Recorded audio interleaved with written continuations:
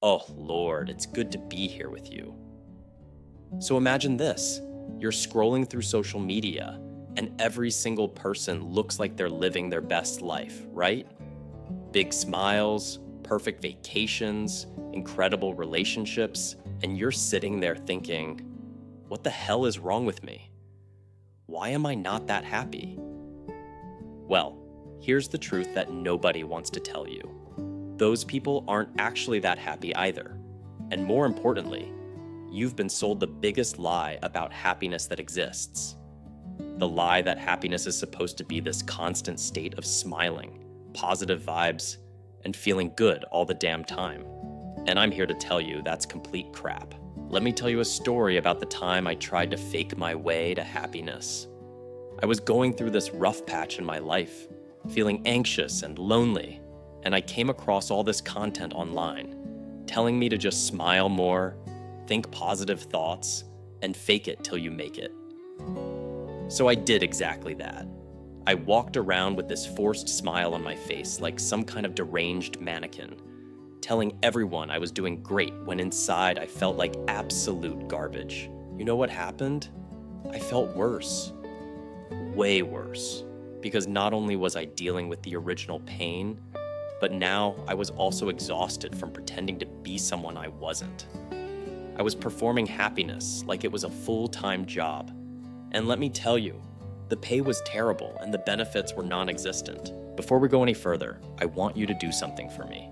Drop a comment below and tell me where you're watching this from. Seriously, I want to know if you're watching this from your bedroom at 3 in the morning, from your office when you should be working, or maybe you're on a bus somewhere. Let me know, because I love knowing that we're all in this together, scattered across the world but dealing with the same human stuff. And hey, if you're vibing with this content and want more real talk about connection, happiness, and all the messy human stuff, hit that subscribe button for Confident Connection Lab. We're building a community here of people who are done with the fake positivity garbage and ready for the truth. So back to the happiness lie. Here's what the research actually tells us, and this blew my mind when I first learned it. Happiness is not the natural baseline state for human beings. Let me say that again because it's important. You are not supposed to be happy all the time. We're designed to experience a full range of emotions, happiness, sadness, anger, frustration, excitement, boredom, all of it. That's what being human actually means. But somewhere along the way, we got sold this toxic idea that if you're not happy, something is fundamentally broken with you, that you're defective somehow. And that myth, that single belief, causes more suffering than almost anything else. Because now, you're not just dealing with normal human emotions, you're also beating yourself up for having them in the first place. I used to think I was broken because I wasn't happy all the time. I'd look at other people and assume they had figured out some secret formula that I was missing. Like there was this happiness manual that everyone got except me, and I was just too stupid or too damaged to find it. Turns out those people were struggling too. They were just better at hiding it, or they were also buying into the same lie and pretending their way through life. The truth is, we're all just making this up as we go along, and the people who seem the happiest are often the ones who've given themselves permission to feel everything, not just the pleasant stuff. Here's another myth that needs to die. The idea that you'll be happy when something happens.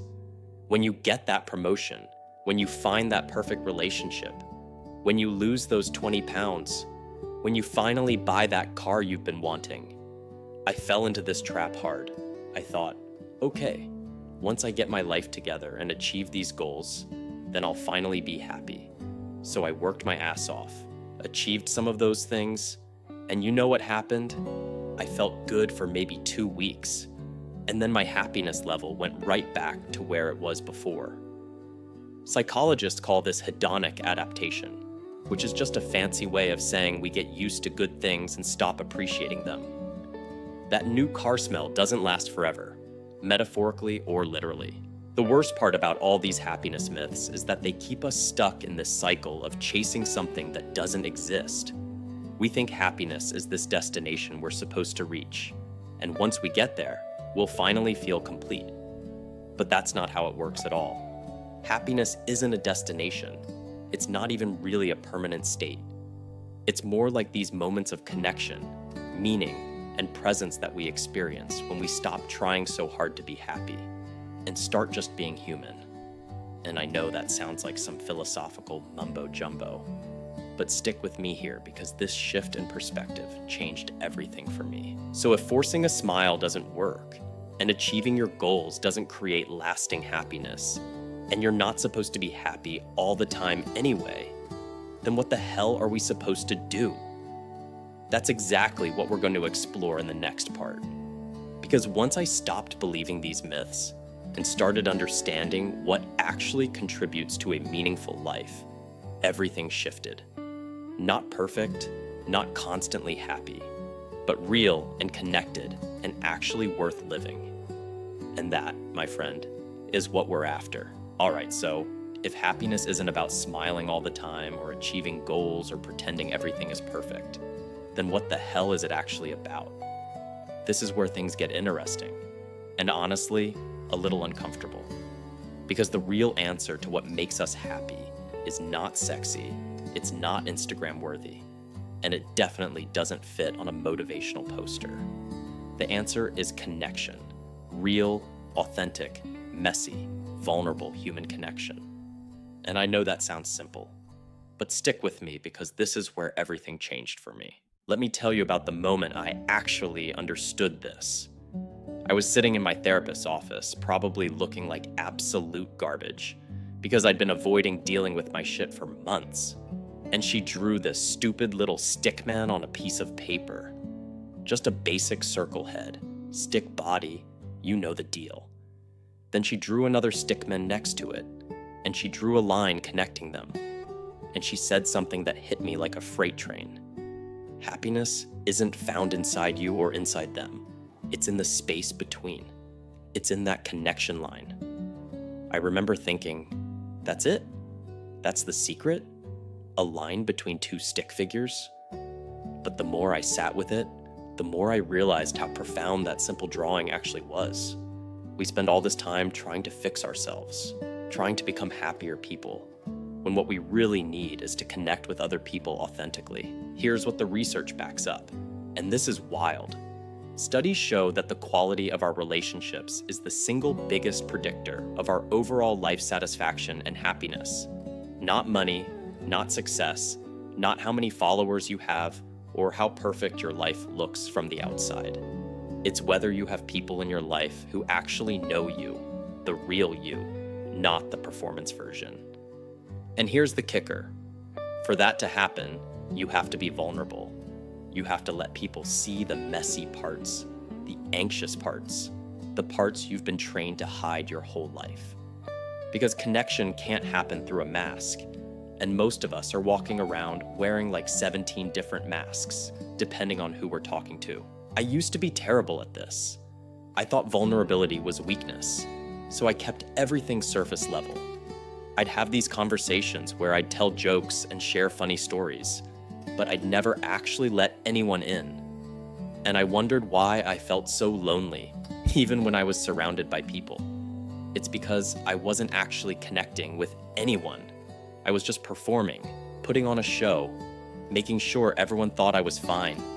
And that performance, that constant act of hiding, was exhausting and isolating.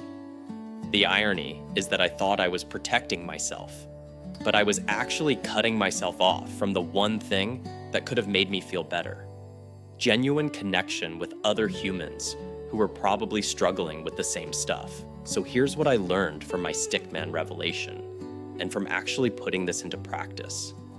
Happiness shows up in those moments when you drop the act and show up as yourself, and someone else does the same.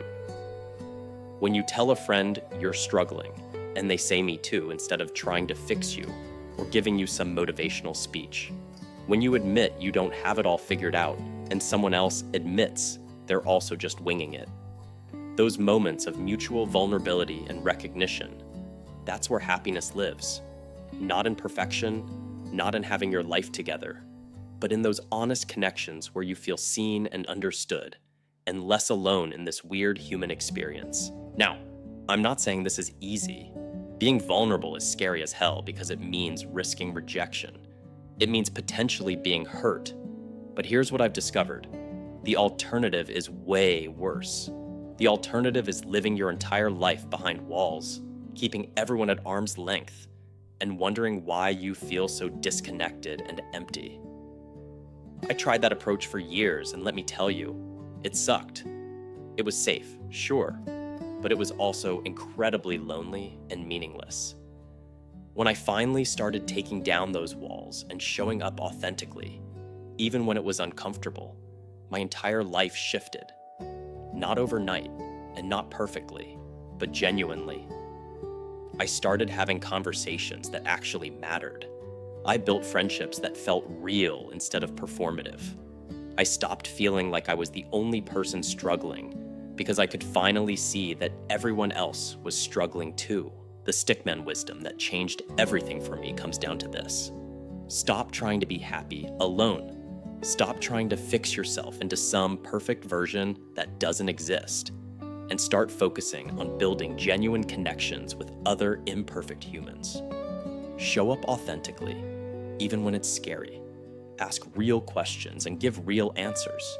Stop performing and start connecting, because that space between the stick figures, that's where life actually happens. That's where meaning exists. And yeah, you're still going to feel sad sometimes. You're still going to struggle. You're still going to have bad days, but you won't be alone in it. And that makes all the difference. So if you're tired of the fake happiness narratives and ready to build real connections and actually understand what makes life meaningful, subscribe to Confident Connection Lab. We're not here to sell you some perfect life fantasy. We're here to figure out this messy human stuff together, one honest conversation at a time. Because at the end of the day, happiness isn't about smiling more or thinking positive thoughts or achieving the perfect life.